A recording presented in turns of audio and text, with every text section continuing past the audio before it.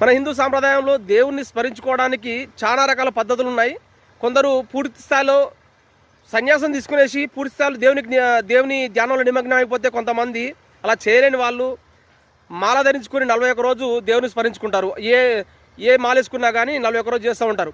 అయితే ఇట్లా ఈ క్రమంలో కొంతమంది సరే ఇంట్లో వాళ్ళ బలవంతమో లేకపోతే తోటి వాళ్ళు వేస్తున్నారనో ఒక అత్యుత్సాహంతో మాల వేసుకుని కొంతమంది చేయలేక మళ్ళీ ఆ రోజు మందు తాగేటోళ్ళు, కొంతమంది సిగరెట్ తాగేటోళ్ళు ఉంటారు కదా, వాళ్ళు అది మళ్ళీ అటు పానంగుం చేసి ఒక వీడియోలో చూసిన సిగరెట్ తాగుతున్నారు.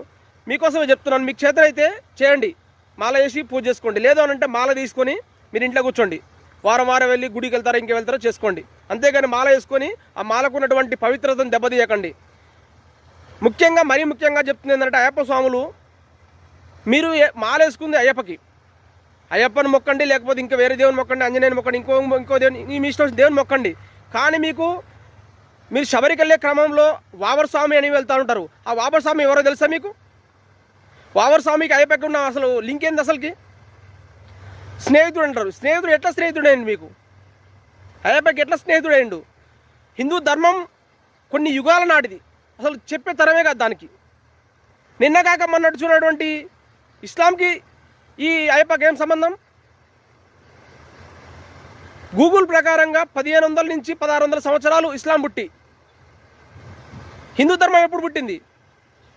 మీకు అయ్యప్పకి బాబర్కి ఏం సంబంధం? మీకు ఈ కల్పిత కథను ఏదైతే ఉందో, ఈ కొంతమంది మతోన్మాదులు అప్పట్లో రుద్దినటువంటి కల్పిత కథని మీరు స్నేహితుడు అంటే మీరు అది అట్లా వెళ్ళిపోతూ ఉన్నారు. కానీ అది తప్పది, శుద్ధ తప్పది. మీరు ఇక్కడైనా మారి అటు దిశగా పోకండి. మీ అటు పోవడం వల్ల మీరు ఊళ్ళల్లో శవం ఎదురొస్తేనే మీరు సైడ్కి వెళ్ళేసి నెత్తిని నీళ్ళు అల్లుకునేసి వెళ్తూ ఉంటారు. మీరు ఒక శవం దగ్గరికి ఎట్లా వెళ్తున్నారు మీరు? కాకపోతే స్వాములారా, ఇంకనైనా కానీ అయ్యప్ప స్వాములు ఇంకనైనా మారి డైరెక్ట్ మీ ఊరు నుంచి బయలుదేరితే డైరెక్ట్ శబరిమల వెళ్ళిపోండి.